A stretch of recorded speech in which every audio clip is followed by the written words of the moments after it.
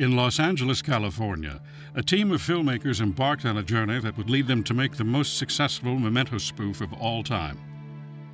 This is their story. Fresh goes better with Mementos, fresh and full of life. Writer, producer, editor, gopher, and star of Mementos, Paul McKinney dreamt up the script while herding camel through the Amazon rainforest about 8 years ago. Memento hadn't even come out, but I had this je ne sais quoi, that a film of that genre was going to be made. So I wanted to get a firm grip on things. Didn't I, boo-boo? Paul spent the next 10 months doing research from his post as a night watchman at a Sudanese marshmallow factory. When asked why he would ever dream of writing a script from such a place, Paul responds, "Oh, well, I needed a job and they had a great dental plan." The first version of the script was 894 pages. The problem wasn't really the length, it was the lack of character development. After swearing off the mescaline, Paul cut out the first 96% of the film, bringing the length down to 27 pages. Pre-production began in earnest when Paul learned that he in fact did not win the $10 million super prize from Publishers Clearinghouse, even though he had received previous correspondence to the contrary. Undaunted, he went to the one place he knew where he could count on to provide him with the money needed for a short film of this size: the Los Angeles loan shark industry. Paul excitedly built a team of industry professionals to help out on this quest. They unfortunately never showed up. A resilient bastard, Paul grabbed the nearest white pages and began dialing numbers at random. Thankfully, he was able to reach his old pal Mike Taylor, who was wasting away his days collecting salt shakers on the beach in Guadalajara.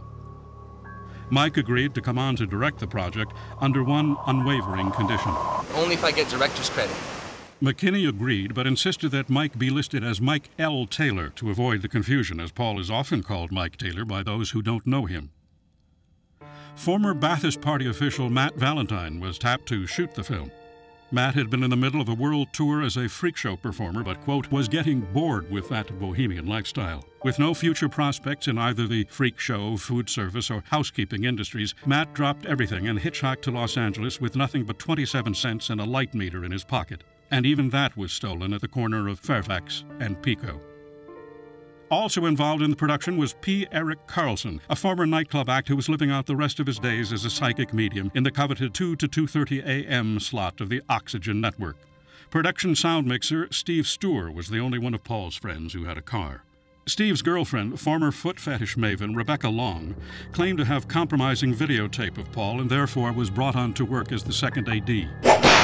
Composer Sasha Ivanov, a part-time assassin for the KGB, was liberated from hard labor at a Siberian salt mine.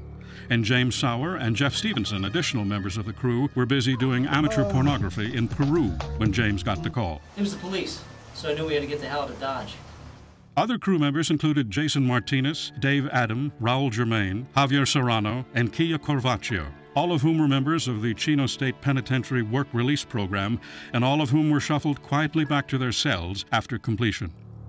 The final blow to the production was the addition of Jennifer Fontaine as co-producer and assistant director. If I hadn't been there, this project might have actually had a chance. Casting was excruciating. With 6 beautiful female dancers to cast, Paul and his team spent countless hours auditioning hundreds of candidates. Director Taylor recalls the difficulty.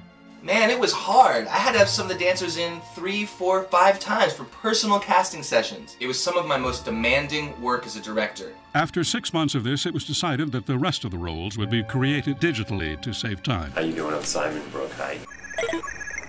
Principal photography was completed in just under 86 minutes in the back of Mike's van, and avid trained SEALs were utilized to edit the film. Finally, after 16 years of production and at a cost of over $300 million, Mementos was released. The film's message of hope and love helped bring peace throughout the world, and it solidified its place in history as the most successful Memento spoof of all time.